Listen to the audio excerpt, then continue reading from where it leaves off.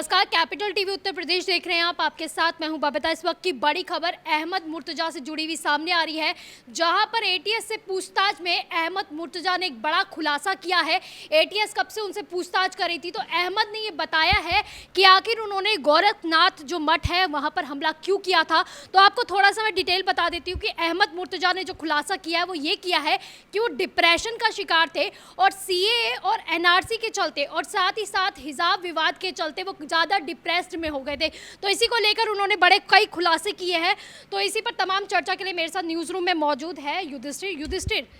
आज जो है अहमद मुर्तजा ने ये कहा है कि डिप्रेशन का शिकार थे और डिप्रेशन का जो कारण था वो था सीएए और एनआरसी और साथ ही साथ हिजाब विवाद भी बताया। क्या कहेंगे? देखिए, आप देखेंगे कि जब से इसको पकड़ा गया है, एटीएस की टीम की गिरफ्त में ये लगातार इससे पूछताछ की जा रही है और पूछताछ में ये वो राज उगल रहा है। हालांकि ये शातिर किस्म का जिहादी टाइप है, ये राज तो उगल रहा है लेकिन बहुत ही शातिर दिमाग से उगल रहा है। लेकिन एटीएस की टीम भी बहुत ही इससे बहुत अच्छे तरीके से उगलवा रही है, प्यार से समझा रही है और बोल रही है कि बताइए कैसे, तो उगल रहा है।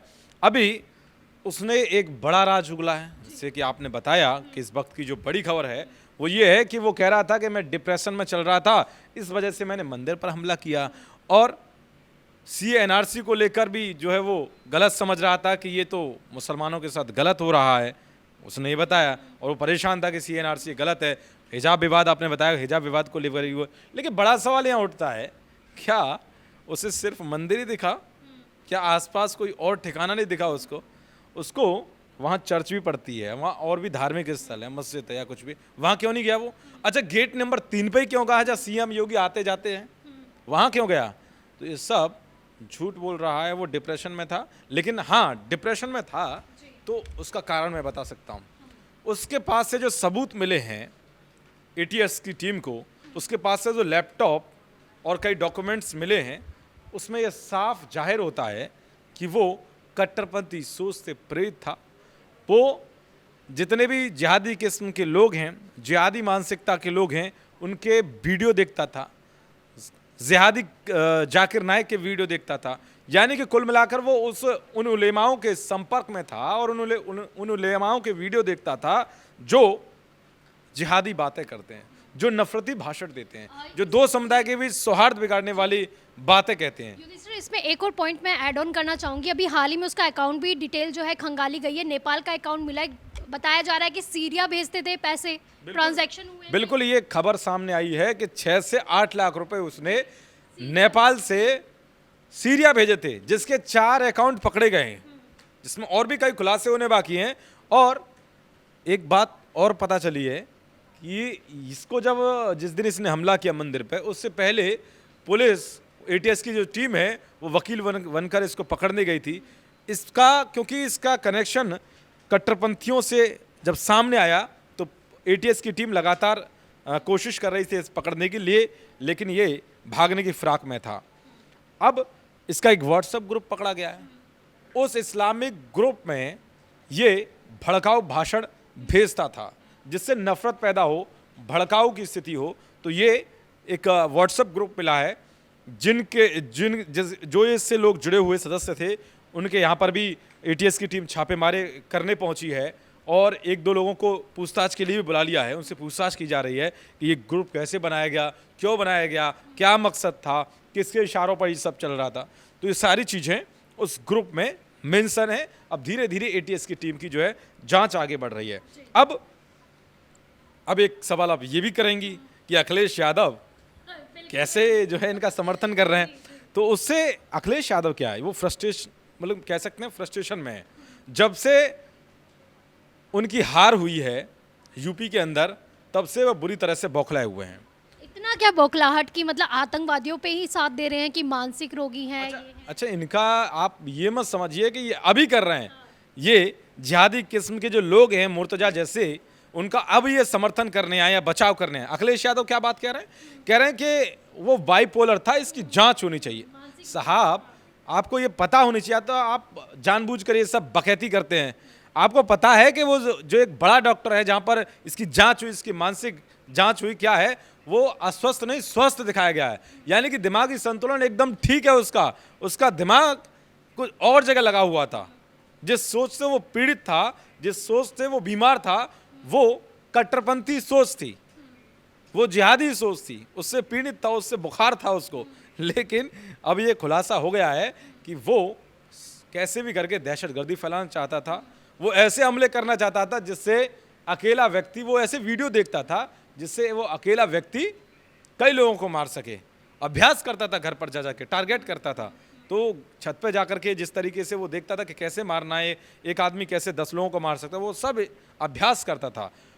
उसके पास जो हथियार है वो नेपाल से आए, जो लेकर आया था वर्ची, वो नेपाल से लेकर आया था। एक दिन मस्जिद में भी ठहरा था।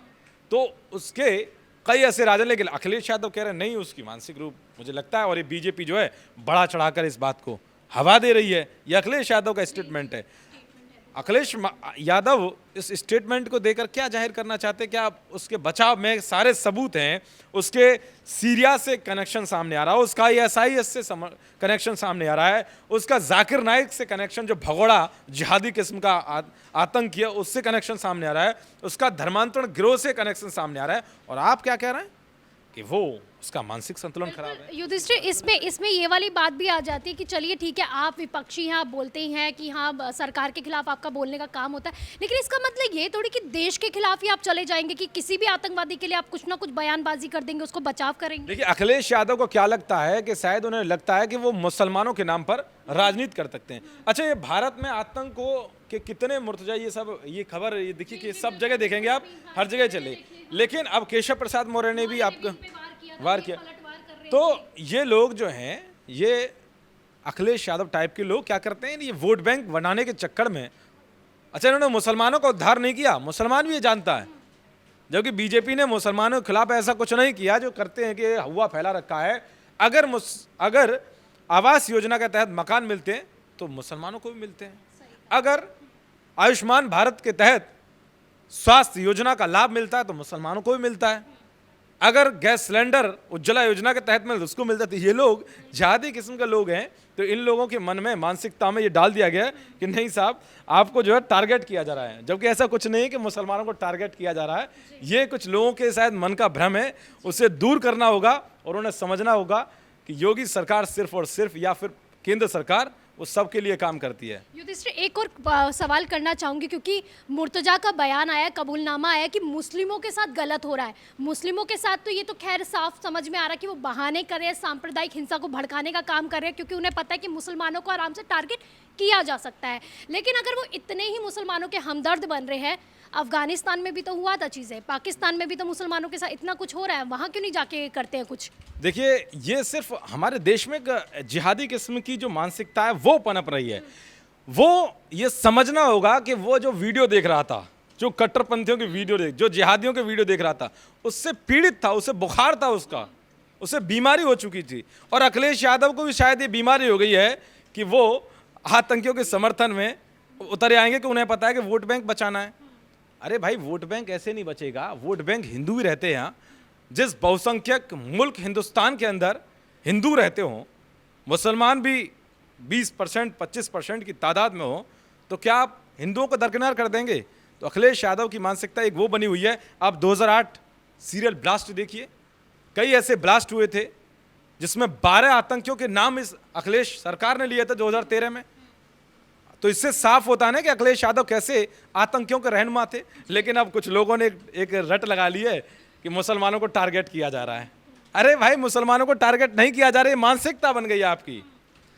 कोई भी सरकार अगर गलत हो रही है, अब कह रहे हैं कि ये चीज़ें क्यों उठ रही है, कश्मीर फाइल्स का मुद्दा क्यों उठ रहा है 32 सालों पहले, उस वक्त इस तरह की स्थिति नहीं थी कि आप आवाज़ उठा पाएं, क्योंकि आपकी आवाज़ को दबाया जाता था, मीडिया की आवाज़ को दबाया जाता था, राष्ट्रवादियों को कुचला जाता था सत्ता की नोक से। लेकिन आज हर किसी को संवैधानिक अधिकार है कि वो अपनी स्वतंत्रता, जो बोलने की आज़ादी है, उसका वो जो है आधार बनाकर कुछ भी कह सकता है, अपनी बात रख सकता है शांतिप्रिय तरीके से। लेकिन पहले की सरकारों में ऐसा नहीं था। इसीलिए वो 32 साल पहले जो एक बड़ा हिंदुओं के खिलाफ नरसंहार हुआ था, उस कश्मीर फाइल्स के जरिए जो सच दिखाया गया है, जो ये बिलबिला आ रहे हैं कुछ कट्टरपंथी किस्म के लोग, तो इन्हें समझना होगा कि 32 साल पहले ऐसा कोई सरकार नहीं थी जो समझ सकते हैं। मुझे लगता था कि अगर ये फिल्म पहले दिखाई जाती 32 साल के लगभग, पहली बात तो कि इसमें हिम्मत नहीं थी, क्योंकि ये जो खान गैंग है, बॉलीवुड गैंग है, इन सब ने इंटरटेनमेंट और ये सब पर कब्जा कर रखा है। तो ये अब कैसे दिखा पाते भाई? जो खान गैंग के मेंबर हैं उनमें है ताकत के कश्मीर फाइल्स जैसी कोई फिल्म बना दें, नहीं बनाएंगे। वो सिर्फ कैसी फिल्म बनाते हैं हम जानते हैं, उस फिल्मों को कैसे वो ईद पे और दिवाली पे उनका खेल चलता है वो भी हम जानते हैं। तो इसीलिए उनमें ताकत नहीं है। और हमें समझना होगा कि ये जो पकड़ा गया है ये मुर्तजा, ये सिर्फ एक मुर्तजा नहीं है। हमारे उत्तर प्रदेश के अंदर ऐसे हजारों मुर्तजा हैं और मुझे लगता है कि योगी सरकार इस बार इन मुर्तजाओं का जो है खात्मा करेगी और इन्हें सबक सिखाएगी कि या तो आप हाथ में किताब लीजिए या फिर आप राम नाम की सत्य की यात्रा पर ऊपर जाइए। बहुत बहुत शुक्रिया इन तमाम जानकारी के लिए युधिष्ठिर।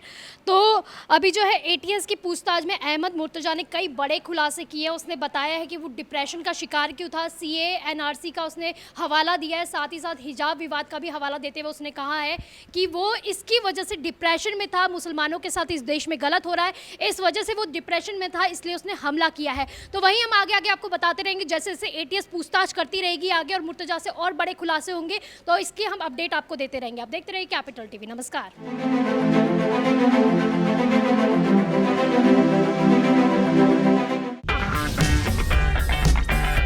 अगर आपको हमारा वीडियो पसंद आया हो तो इसे लाइक करें, हमारे चैनल को सब्सक्राइब करें और हाँ, बेल आइकन दबाना ना भूलें ताकि आप तक हमारे वीडियो की नोटिफिकेशन पहुंचती रहे।